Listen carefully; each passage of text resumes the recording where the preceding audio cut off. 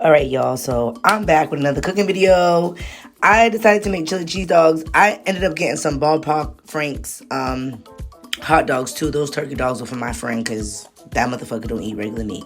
Anyway, so here I am seasoning up the chili that came out the can and the turkey ground beef. It was so freaking good. Okay, I make chili all the time, like regular chili just to eat, like in a bowl.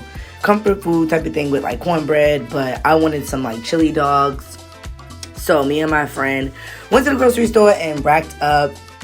I made this little butter, simple little concoction stuff just to put over the buns. I really wanted to make chili cheese dog boats, but the buns that we got was already like cut down the middle for like a hot dog. So we just did it regularly. Those were the ballpark Frank hot dogs, because them turkey hot dogs that my friend had, them shits were looking very Caucasian and we was not fucking with them.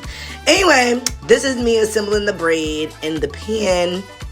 Got my cheese, got my chili, got my dog, and we just hooked that bad boy up. So you don't see the turkey meat because my friend decided to make their own chili cheese dogs however it was looking, and we ain't put it on camera because I wasn't about to have that as an example of my work.